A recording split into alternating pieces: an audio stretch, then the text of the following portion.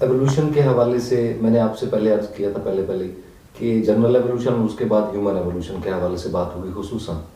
اب human evolution کس طرح سے ہوا، اس پہ کیا کیا اعتراضات ہیں، کن کن طبقات نے کس طرح سے اعتراضات اٹھائے، آیا کہ ان اعتراضات کا کوئی سائنسی توجیہ بھی بنتی ہے یا نہیں بنتی، اور پورا جو ہیومن ایوولوشن ہے، میں شعور سمیت بات کر رہا ہوں.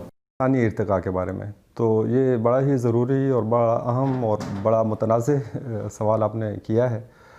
تو جو اس وقت کرنٹ سائنٹیفک جو انڈرسٹینڈنگ ہے انسانی ایوولوشن کی، وہ یہ ہے کہ آج سے تقریباً 6 ملین سال پہلے، یعنی 60 لاکھ سال پہلے، انسان اور جو ماڈرن چمپینزی ہے، ان کے جو آبا تھا یا ان کے اینسسٹر، وہ ایک ہی تھا. اچھا، یہ عام طور پہ کہا جاتا ہے کہ انسان بندروں سے نکلا ہے. بندروں سے نہیں نکلا. بندر بھی ماڈرن جانور ہیں، یا چمپینزی بھی ماڈرن جانور ہے. وہ بھی انہی ارتقائی مراحل سے اور انہی ارتقائی پریشر سے گزر کے آج تک پہنچا ہے. وہ بالکل ہماری طرح ماڈرن اینیمل ہے. انسان بھی اسی ارتقاء کا نتیجہ ہے. تو وہ انسان چمپینزی سے نہیں نکلا، بلکہ چمپینزی اور انسان کا اینسسٹر ایک تھا 60 لاکھ سال پہلے. پلس مائنس ہوتا ہے، یہ ایک ایسٹیمیٹ ہی ہوتا ہے، یہ بالکل ایگزیکٹلی 60 نہیں ہوگا. تو اچھا، یہ اس میں بہت زیادہ اس کے اوپر، چونکہ انسانی انٹرسٹ کی چیز یہ ہے، تو انسان نے جو سائنسدان تھے، انہوں نے سب سے زیادہ اس کے اوپر کام کیا ہے، اور ریسرچ اس میں سب سے زیادہ ہوئی ہے. تو 60 لاکھ سال پہلے انسان کا اور چمپینزی کا اینسسٹر ایک تھا. اور آج بھی ڈی این اے اگر آپ دیکھیں تو چمپینزی اور انسان کا ڈی این اے جو ہے نا، وہ 98% ایک ہے. تو اس سے اندازہ لگتا ہے کہ اس کا اینسسٹر ایک ہوگا. اس سے پیچھے جو دوسرے ملتے جلتے جو اس طرح کے جانور ہیں، جن کو پرائمیٹس کہتے ہیں، تو وہ پھر اس کے بعد بنوبو آ جاتا ہے. بنوبو چمپینزی ہی کی طرح کا ایک جانور ہے، تھوڑا سائز چھوٹا ہوتا ہے. پھر اس کے علاوہ گوریلا ہے. گوریلا بھی آپ نے دیکھا ہوگا، وہ پھر تھوڑا سا اور پیچھے آ جاتا ہے. یعنی اگر 98 اشتراک انسان کے اور چمپینزی کے ڈی این اے کا ہے، تو 97 سمجھ لیں کہ وہ اس کا بنوبو کا ہوگا، اور 96 گوریلا کا. میں رف فگرز دے رہا ہوں، بالکل ایگزیکٹ تھوڑی سی ویریشن ہو سکتی ہے. تو آہستہ آہستہ وہ پھر سپلٹ ہوتا چلا جاتا ہے.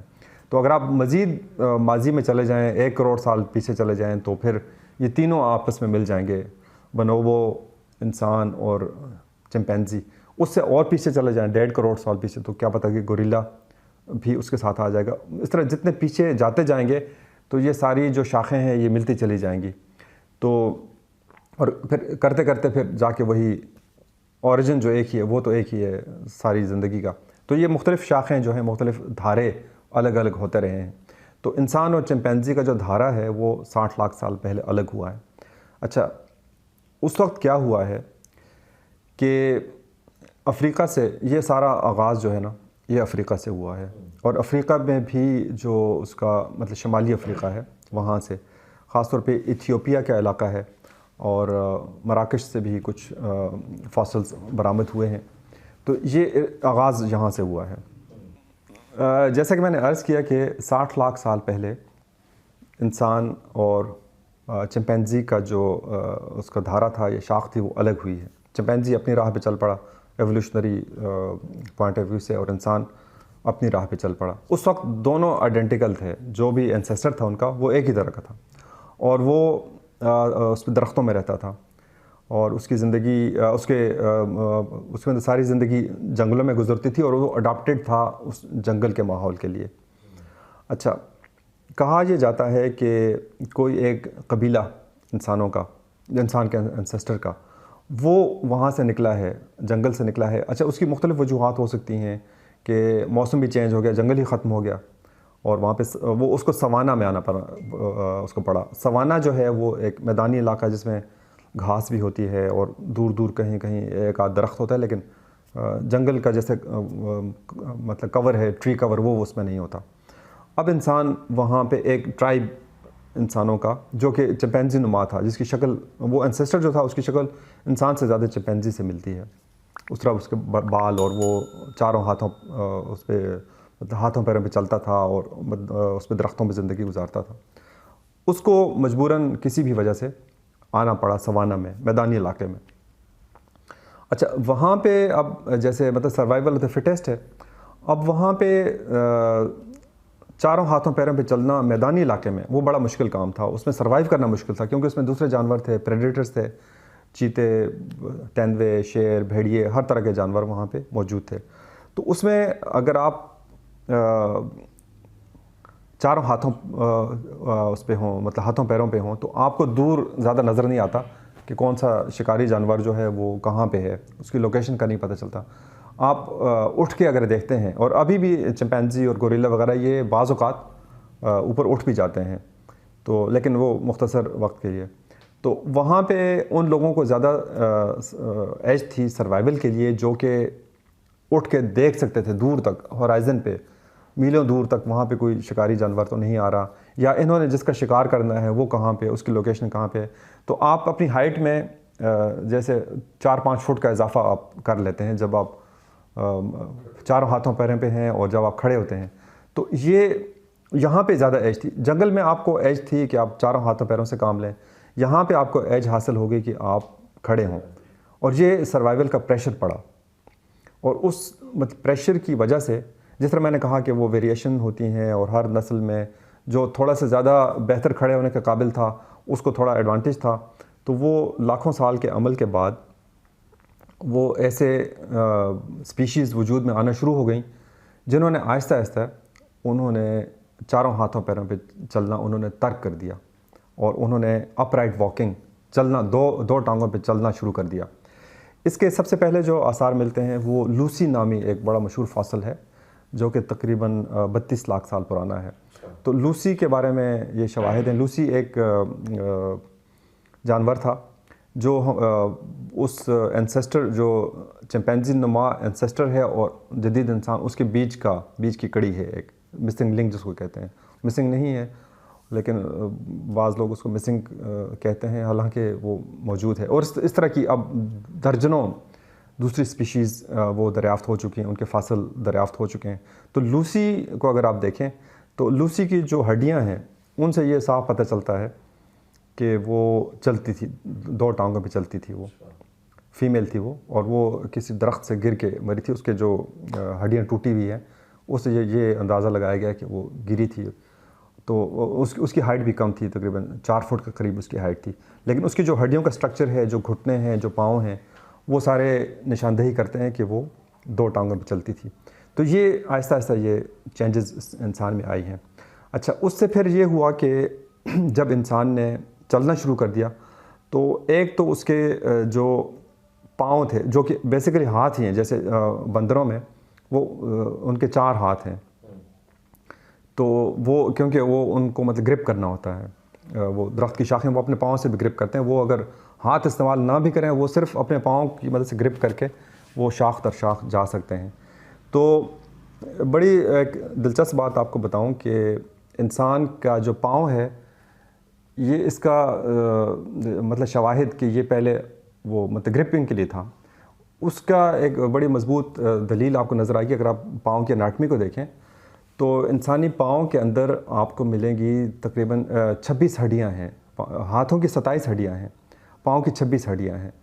اچھا، اسی طرح سے وہ سارے جوڑ، اتنے ہی جوڑ ہیں جو ہاتھوں میں جوڑ ہیں، اتنے ہی ٹینڈنس ہیں، اتنے ہی نروس ہیں، وہ ریشے ہیں، سارے کا سارا اپریٹس پاؤں کے اندر موجود ہے، حالانکہ اس کی ضرورت ہی نہیں ہے، یعنی وہ مطلب گرپنگ کے کام نہیں آ سکتا، وہ صرف چلنے کے کام آ رہا ہے، لیکن وہ چونکہ ہاتھ آہستہ آہستہ موڈیفائی ہو کے پاؤں بنا ہے تو وہ چیزیں اس کے اندر وہی رہ گئی ہیں جو کہ پرانی چلی آ رہی تھیں، جو کہ مطلب گرپنگ کے کام کے لیے وہ تھیں۔ اچھا، ایک اور آپ کو بڑی ہی مطلب دلچسپ بات بتاؤں کہ بہت ہی مطلب چھوٹا بچہ اگر ہے، یعنی چند مہینے کا بچہ، تو اگر آپ اس کو کوئی چیز دیں تو وہ بعض اوقات اپنے پاؤں کی مدد سے پکڑنے کی کوشش کرتا ہے، کیونکہ اس کے اندر وہ چیز اس کی جبلت میں موجود ہے کہ یہ پاؤں بھی پکڑنے کے لیے آتے ہیں۔ حالانکہ بڑا جو ہے جب وہ سمجھ اس کو آ جاتی ہے وہ کبھی بھی پاؤں نہیں بڑھائے گا، لیکن چھوٹا بچہ، آپ بہت ہی چھوٹا بچہ اس کو کوئی چیز دیں تو بعض اوقات اگر ہاتھوں سے دور ہے، پاؤں کے قریب ہے تو پاؤں اٹھا کے پکڑنے کی کوشش کرتا ہے، کیونکہ پاؤں کا بیسک جو بنیادی جو تھا اس کا مقصد تھا وہ مطلب ہاتھوں کے طور پہ بھی کام کرتا تھا۔ تو یہ اپ رائٹ واکنگ شروع ہوئی ہے آہستہ آہستہ لاکھوں سال کے عمل کے دوران۔ تو لوسی کی میں نے آپ سے بات کی۔ لوسی جو ہے وہ ایک سپیشیز ہے جس کو آسٹریلوپیتھیکنس افریکانس اس کا سائنسی نام ہے، وہ ایک سپیشیز ہے جو کہ ان بٹوین سپیشیز ہے۔ اس کے بعد وہ آسٹریلوپیتھیکس جو ہے اس کے اندر مزید چینجز آتی گئیں، جس طرح میں نے بتایا تھا کہ اس کا سائز کم تھا، وہ سائز اس کا مطلب بڑا ہونا شروع ہوا. پھر یہ ہوا کہ بڑی امپورٹنٹ اس میں چینج یہ آئی کہ اب انسان نے چونکہ کھڑے ہونا شروع کر دیا. اچھا، کھڑے ہونے میں بڑے فائدے تھے. کھڑا ایسے نہیں ہوا. کھڑے ہونے میں بہت ایک تو یہ فائدہ تھا، جس طرح میں نے بتایا کہ وہ میدانی علاقوں میں تھا انسان، سوانہ میں. تو جب کوئی جانور بالکل اپ رائٹ کھڑا ہو تو وہ گرمی کا اس پہ اثر کم ہوتا ہے، کیونکہ اس کا سرفیس ایریا کم ہو جاتا ہے دھوپ پڑنے کا. تو جب آپ لیٹے ہوئے ہوں تو وہ آپ کے پورے جسم پہ دھوپ پڑتی ہے، جس طرح اگر ہاتھوں پیروں پہ چلیں تو اس طرح اس کو جسم اس کا زیادہ گرم نہیں ہوتا تھا جو اب آپ اپ رائٹ واکنگ کرتے ہیں بنسبت ان جانوروں کے جو چلتے ہیں اپنے چاروں ہاتھوں پیروں پہ چلتے ہیں. اچھا، ایک تو یہ ایڈوانٹیج تھا. پھر اس سے انسان کو لمبا فاصلہ، اچھا انسان کی جو انڈیورنس ہے وہ حیرت انگیز طور پہ بہت زیادہ ہے دوسرے جانوروں کے مقابلے پر، کہ انسان مسلسل 24 گھنٹے بھی چل سکتا ہے اور بھاگ سکتا ہے، جبکہ دوسرے جانوروں کے اندر اتنی صلاحیت نہیں ہوتی. جو انسان کی جو انڈیورنس ہے وہ بہت زیادہ ہے، اور اس کی وجہ اس کی باڈی کی ساخت ہے اور اپ رائٹ واکنگ ہے. اچھا، پھر اس طرح کا ماحول تھا اس کے لیے کہ جسم کے بال جو تھے اس کی زیادہ ضرورت نہیں تھی، تو آہستہ آہستہ بال بھی اس کے کم ہونا شروع ہوئے. وہی سلیکشن پریشر، وہ ساری چیزوں کے زیر اثر انسان آہستہ آہستہ ڈھلتا چلا گیا. اچھا، اب اس میں یہ کوئی سیدھی لائن پہ نہیں چلا کہ اے اور بی اور سی اور ڈی اور کرتے یہ مختلف اس میں آپ کو سائڈ برانچز ملیں گی. کوئی قبیلہ جو تھا وہ کسی اور علاقے میں اس کی کسی اور طریقے سے ڈیولپمنٹ ہوئی. وہ اس طرح کی اگر سینکڑوں نہیں تو 20 سپیشیز موجود ہیں، ان کے فاسلز موجود ہیں جو مختلف انٹرمیڈیٹری فارمز میں آپ کو ملتی ہیں.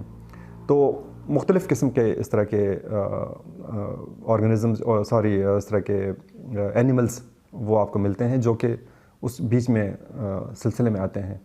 اس میں سے بہت ہی امپورٹنٹ جو چند اینیملز ہیں میں ان کا ذکر آپ کو کر دیتا ہوں. ایک جو ہے وہ ہومو ہیبیلس اس کو کہتے ہیں، وہ ایک سپیشیز ہے. لوسی کا میں نے بتایا تھا جو آسٹریلوپیتھیکنس تھی، اس کے بعد مزید ارتقا ہوا تو وہ ہومو جو ہے وہ جینس جو ہے وہ وجود میں آ گیا، اور اس کا جو ابتدائی نمائندوں میں سے ایک جو تھا ہومو ہیبیلس. ہیبیلس کا مطلب ہے ہاتھوں والا، جو ہاتھ استعمال کرنے والا. اچھا، اب چونکہ اس کے ہاتھ فری تھے، کیونکہ وہ پاؤں سے چلنے کا کام لیتا تھا، ہاتھوں سے چلنے کا چھوڑ دیا تھا اس نے، تو ہاتھ اب مختلف قسم کے کام کرنے کے لیے آزاد ہو گئے. وہ ٹولز، سب سے آسان چیز تو ٹول میکنگ، سب سے ظاہری چیز فوری طور پہ ذہن میں آتی ہے وہ ٹول میکنگ، کہ وہ مختلف قسم کی ٹولز بنانے لگا، پتھر سے وہ چیزیں بنانے لگا، اور درجنوں قسم کی ٹولز، یعنی ہتھیار اور چاقو اور اس طرح کے علاوہ بھی بہت ساری چیزیں. اچھا، ہمارے سامنے چونکہ پتھر کی چیزیں زیادہ سروائیو کی ہیں، اس لیے ہم اس کو پتھر کا زمانہ کہتے ہیں، لیکن لکڑی سے اور ہڈیوں سے اور باقی چیزوں سے بھی وہ بہت ساری چیزیں بناتا تھا. وہ چیزیں زیادہ سروائیو چونکہ نہیں کرتی، ان کی لائف کم ہوتی ہے، اس لیے وہ ان کا ریکارڈ زیادہ نہیں ہے. پتھر کا زیادہ ریکارڈ ہے، پتھر کی لائف زیادہ ہے، اس لیے وہ پتھر کا زمانہ ہے. تو یہ پتھر کا زمانہ جو ہے یہ تقریباً کوئی 18 لاکھ سال پہلے شروع ہوا ہے، اور وہ ہومو ہیبیلس جو تھا اس سے آغاز ہوتا ہے اس کا، جو ہاتھوں والا یعنی ہاتھوں کو استعمال کرنے والا انسان کا اینسیسٹر. اچھا، اس کے بعد پھر ایک امپورٹنٹ ایک اور سٹیپ جو آتا ہے وہ آتا ہے ہومو ایریکٹس، جو 18 لاکھ سال پہلے جس کا پنرجنم ہوتا ہے. ہومو ایریکٹس جو ہے وہ پھر مختلف علاقوں میں گیا ہے، وہ افریقہ سے نکلا ہے، وہ ایشیا بھی آیا ہے، وہ یورپ بھی گیا ہے، لیکن اس کی ایک برانچ جو ہے وہ افریقہ ہی میں رہی ہے، اور وہی جدید انسان کا، ماڈرن انسان کا اینسیسٹر ہے. لیکن وہ اس کے مختلف شاخیں آگے، جیسے میں نے بتایا درجنوں شاخیں ہیں. یہ ایک اگر آپ دیکھیں ایولیوشنری ٹری کو ایک جھاڑی کی شکل میں نظر آتا ہے، اس کی آگے بہت ساری شاخیں تھیں جو کہ معدوم ہو گئیں. تو آج سے صرف 30-40 ہزار سال پہلے دنیا میں انسان کے نسل کے 4 جانور موجود تھے، 4 صرف 30-40 ہزار سال پہلے، جس میں نیانڈرتھال بہت مشہور آپ نے سنا ہوگا. نیانڈرتھال بھی وہ انسان کا اینسیسٹر نہیں ہے بلکہ انسان کا کزن ہے، اور وہ بھی یہ جو ہومو ایریکٹس میں نے بتایا وہ اس کی ہی آگے ایک اس کی کڑی ہے. پھر اسی طرح سے روس میں آثار ملے ہیں، وہ ایک بالکل ہی اور انسان کی نسل تھی.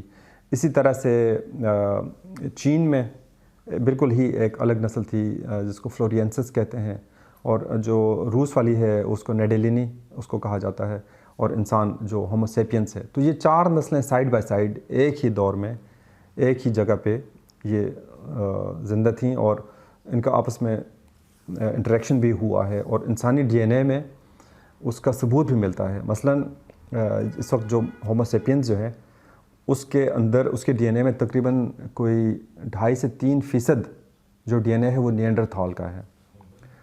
تو اس کا مطلب یہ ہے کہ ان کی آپس میں میٹنگ ہوئی ہے ماضی میں، کسی وقت ان کی آپس میں میٹنگ، اور وہ چونکہ بہت قریب تھے نسلی طور پہ، اور مطلب جینیٹیکلی بھی اور اناٹومیکلی بھی بالکل قریب تھے کہ ان کی میٹنگ ہو سکتی تھی، اور ان کے بچے پیدا ہوئے ہیں، اور وہ بچے اس ڈی این اے کو کیری کرتے ہوئے آگے آئے ہیں. اس طرح سے جو نیڈیلینی ہے اس کے بھی کوئی 2 سے 2.5% ڈی این اے وہ انسان کے اندر موجود ہے، اس کے ساتھ بھی انسان کی میٹنگ ہوئی ہے.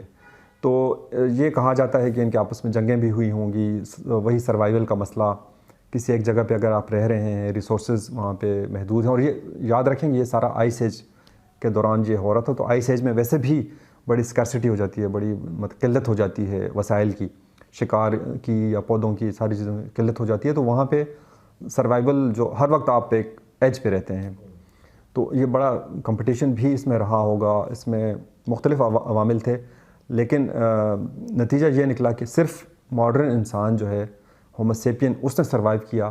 باقی اسپیشیز جو تھیں وہ ایکسٹینکٹ ہو گئیں، اور اس کے آج صرف ان کے فاسلز موجود ہیں، اور صرف ہومو سیپین جو ہے وہ سروائیو کر پایا. ہومو سیپینز کی مطلب اس طرح سے جینیس ہونے کی وجہ اگر کوئی مطلب ڈی این اے کی کوئی غلطی ہے، یا کیا وجہ تھی کہ شعور کی سطح پہ ہومو سیپینز ہی پہنچ پایا اور سروائیو بھی کر پایا؟ چلیں سروائیو تو ایک نیچرل وہ ہے، اس سطح پہ پہنچنا شعور کی، تو اس کے پیچھے کیا؟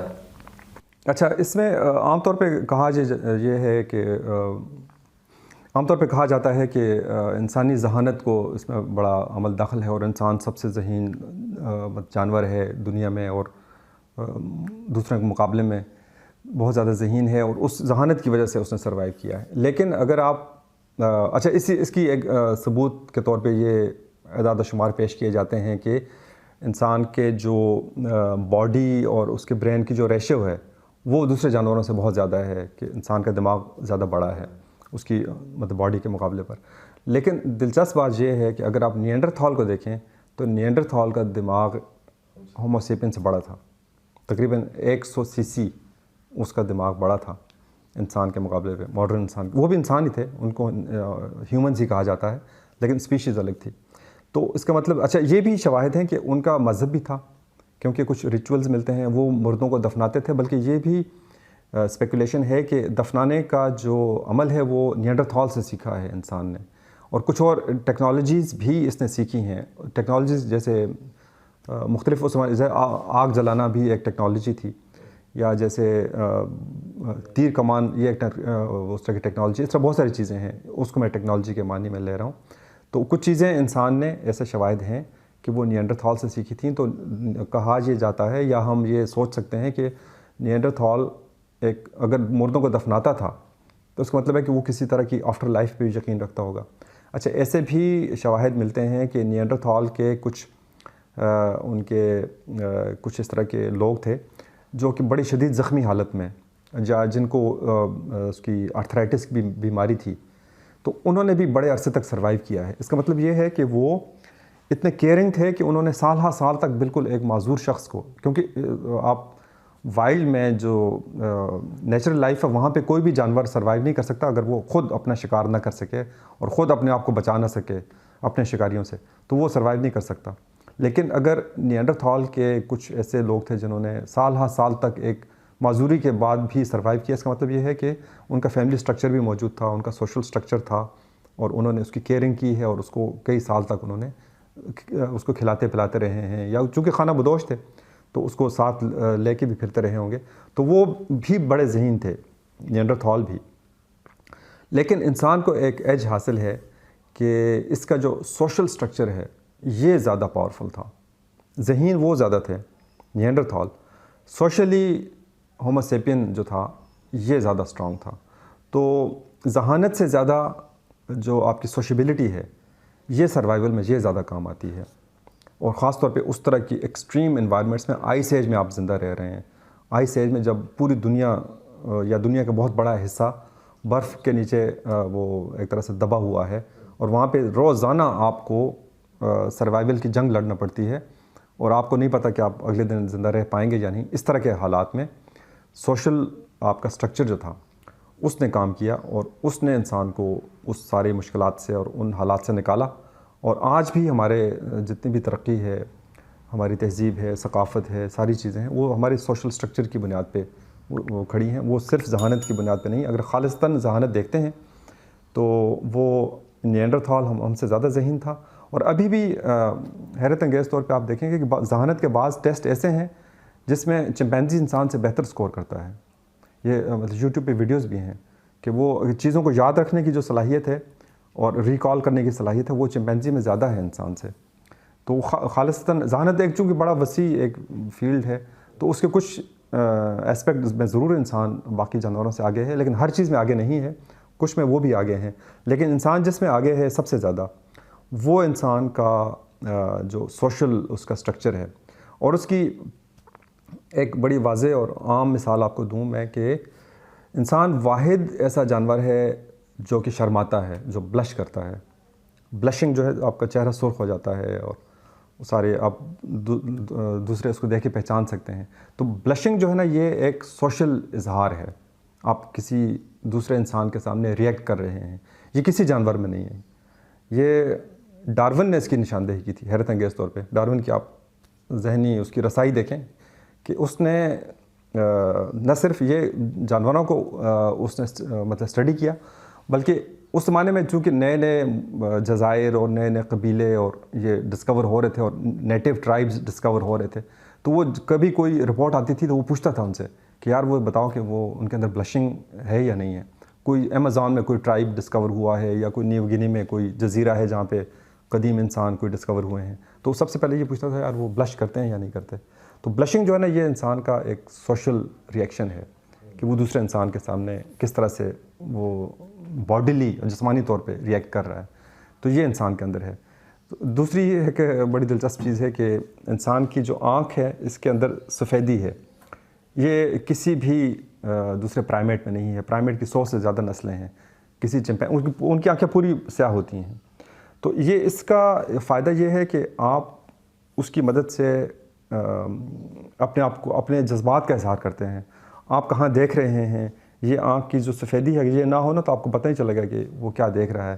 ہم آنکھوں میں آنکھیں ڈال کے جو کہتے ہیں نا کہ وہ سمجھ جاتے ہیں، اس روح کی گہرائی تک پہنچتے ہیں، تو یہ بھی وہ آنکھوں کی سفیدی کی وجہ سے ممکن ہے. اور یہ انسان کے ایک سوشل اینیمل ہونے کی ایک بہت بڑی ایک اس کا سمجھ لیں کہ دلیل ہے اس کی.